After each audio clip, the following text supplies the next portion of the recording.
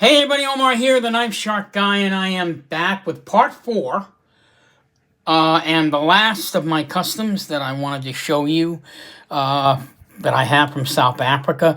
This is my small knives collection.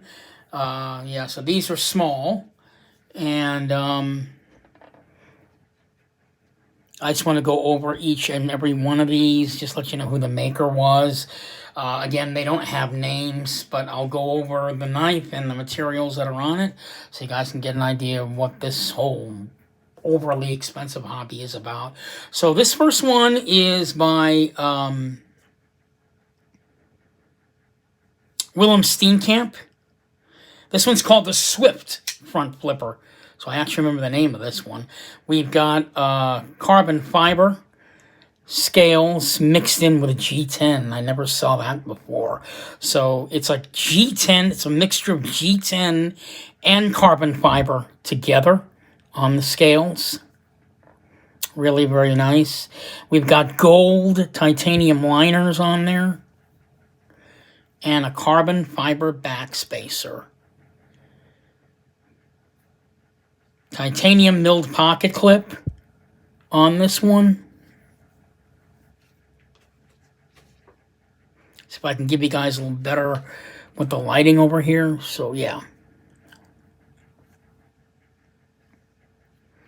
Really very nice. The knife runs on IKBS ball bearing system. Very smooth. It's a front flipper. All the knives on this table are all front flippers. They do take some skill to open them, but I think a lot of people tend to put too much on that. Once you own the knife, because it's your knife, plain and simple, you'll be able to flip it easy. Because, you know, the more you do it, I mean, the first time I was ever handed a front flipper, I was one of those guys that flipped the knife and the knife went flying across the room. So, you know, kind of a little embarrassing, but, you know, how else are you going to learn how to flip these things? Front flippers are very, very popular in South Africa. They were popularized. I don't know who even. I don't think anybody really knows who invented the front flipper in South Africa. I know who popularized it was a knife maker by the name of Fred Berger, who had been making knives in the 1970s and late 1960s. He is now retired. His son Trevor now takes over the business in the family. That's one thing about South African knife making, is that it's a lot of times it's a family business, you know, where you've got guys like Andre Thorburn and his son-in-law Keith Kruger, and then you've got the Steenkamp brothers, you know, Willem and Kosi Steenkamp making knives, and, you know, now, of course, you know, you've got Fred Berger and Trevor Berger making knives. So they usually kind of keep it in the family in a lot of cases. It's a family business. So yeah, the Swift Front Flipper by Willem Steenkamp. The next one is by Erucus Blumeris once again. And it's kind of interesting to point out that the front flippers are different on all the knives, depending on who the maker is. I mean, if you notice, the front flipper on this one is kind of like squared off and obviously in the front where you can see it, you know, to flip the knife. Whereas with Erucus Blumeris, he makes these little front flippers. You can't even see them, but what's unique about this is you can use your index finger to pop open the knife. So this one is, I actually did a special video just on this knife and the one here on the end, because these are the same models. This is one of his regular production type front flippers that he makes. I can't remember the name of this one either. I don't think I can even remember the model number of the name. But what we have here is all white G10 scales on both sides. The backspacer is made of M390.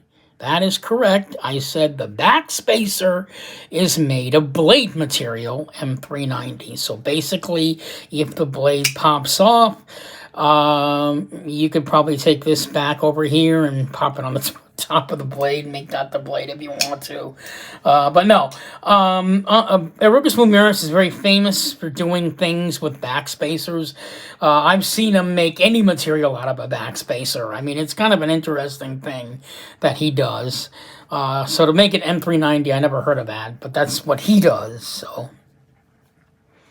Yeah, so this knife is pretty much Erucus Plumeris' version of a production knife, I guess, if you want to. Because he has this knife, the same exact model knife. Whoops, nobody died. The same exact model knife in different colors. I've seen it in red, I've seen it in blue, I've seen it in black, I've seen it in green. It comes in a variety of colors. So this is not necessarily a one-of-a-kind handmade piece. Blade steel is M390. Erucus Plumeris. This one is made by John Arnold. Now, John Arnold is a retired engineer. And he makes knives part-time. And he is a master at what he does. One of the most interesting things about John Arnold is that his detent is quite soft. As you can see, I just flip that open and the thing pops open. He's also very overlooked because, you know, his work isn't as promoted as, say, Erucus Plumeris and Andre Thorburn. They just don't. People just don't know about him all that much. But his work is definitely stellar. What we have on this knife is a marble carbon fiber inlay.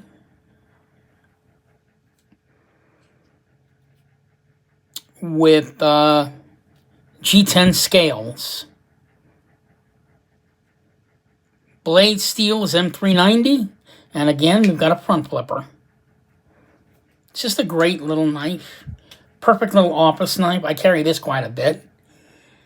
I think it's a very elegant looking knife. You're not going to see too many knives that look like this.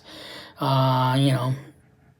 It's also one-of-a-kind handmade piece. All made by hand. And you'll never see this configuration again. We got a blue anodized titanium pocket clip. John Arnold. The next one is by J.D. Ellis, and this is the only slip joint that I own. This one was supposed to be a 4-part knife project that I was going to do, but, you know, project kind of fell through because I didn't have the funds at the time to complete it. I might still do that, but the idea was to have 4 holiday knives made by 4 different slip joint South African knife makers. This was the first one that and only one that I had made. This was considered my 4th of July knife by J.D. Ellis. It's a beautiful piece. So we've got the stars, and this is all made by hand, and a one-of-a-kind handmade piece again, like these two here. Actually, not these two, just like this one here. These two are not one-of-a-kinds. They've made these before. But they are made by hand. Keep that in mind. Just because they're not one-of-a-kind doesn't mean they were not made by hand. These two, all 3 of these so far that I presented were all made by hand, even though these two are not one-of-a-kinds. So, but this one is a one-of-a-kind handmade piece. We have a Damascus Blade on that. Really very pretty. There's J.D. Ellis's name on that. The scales are made, I can't remember what material. Whoa, White Westinghouse micarta. That's what it is. And he's got the stars on the knife with the stripes. Really very pretty.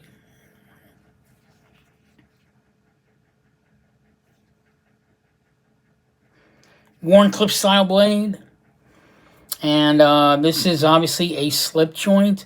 This is what we call the half stop on the knife. What's great about this is I can do this with one hand, and it's not going to shut close on my hand when I do that. That's a master at work doing that. Slip joint works really nice. This is the half stop and then the open. I think they're bringing back slip joints just because A lot of people do kind of enjoy the old school knives, and actually the knife makers that make slip joints, that is the knife of their choice. So, but for those of us that love this hobby, we're not really into, I want to hold the handle and pull out the blade type thing. We're not into the two-handed operation. You know, a lot of us are just lazy and don't want to open a knife with two hands. But yeah, J.D. Ellis, one-of-a-kind handmade piece, 4th of July knife with the stars and the stripes. This one is the most expensive knife on the table, coming in at right around $1,200. I know, right? I've got a serious problem. Not $1,200, $1,100. Sorry. We've got a Damascus Blade. This one's made by Des Horn. If you guys know who Des Horn is, some of you guys have heard of him. He has one knife that he collaborated with Spyderco called the Des Horn, and it's made of Cocobolo wood. I don't have that knife. I don't own it. This is what's called a ball release. So basically, we press the ball, and we can close the knife, and then open it. So that's what that knife is. It's a ball release, nice and smooth, with the Damascus blade on it. We've got lightning strike carbon fiber with the copper wires running through the knife. Des Horn is kind of famous for that laminate that he puts on the knives. I don't know how he does that, but it's kind of got that nice shiny shellac look. This is actually just steel that he kind of, I guess, pounded by hand. I have no idea how he did that. He's got his famous twist design on the liners, going all the way around the liners. And we have, if I hold the light up here, you can see it. We have Damascus backspacer on that one. Really, really nice little knife. All made by hand. Really very pretty. The work that he put in on this, the entire knife was made by hand. There's no machining involved in this knife. So, gotta love that. This one is, again, by Trevor Berger, one of my favorite knife makers. It's called an EXK front flipper. This one I remember because he also makes an LXK, or a LexK is what they call it, which is a larger version of this knife. This is just spectacular. I mean, this is just fall shut smooth. Love it. We've got an acid wash blade with sort of a modified worn clip style on it. Really very nice. Carbon fiber backspacer. And we've got fat carbon fiber for the bolster. Blue twill, fat blue twill carbon fiber for the bolster, and carbon fiber, black carbon fiber for the handle down there on the other half. Just a great piece overall. Now we come to my last custom. And these two are the same model. I've done a video on this already. I'm not going to mention too much because if you want to check out that video for more detail. But this is basically the same model as this one. Pivotless. You don't see the pivot. It's a hidden pivot. So the pivot is hidden underneath the bolster here. Same model as this, but we've got a titanium bolster with lightning strike carbon fiber, M390 backspacer with gold liners on it. Blade steel, M390. So this knife is significantly more than this one. This one was about, I think this one I got for like, I'm going to say like $740 maybe. And this one cost me over $1,000 for this one because all the materials are like, it's a one-of-a-kind handmade one. Yeah. We've got, again, a copper or bronze, bronze colored milled titanium pot clip with the mercury ball on it. It's a great knife. It really is. This is sort of like a fancy, like, gonna go out for a night on the town. I'm wearing a suit. This will be like your suit version of the knife. This one you'd wear jeans, you know what I mean? I'm just making up stuff. I don't give a shit.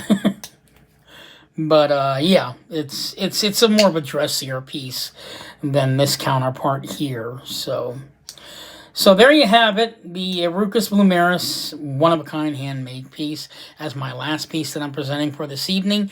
That is my entire collection. This is part 4 of my South African knife collection. The collection is going to continue to grow and grow. Come hopefully Monday, or not Monday, but next Friday, I've got a production knife coming.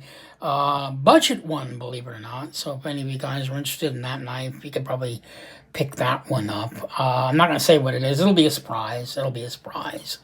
But I actually got that one. I'm going to be doing another video showing you the 8 production knives that I've chosen as the best, in my opinion. So there you have it. South African knife collection coming to a close. Update, part 4.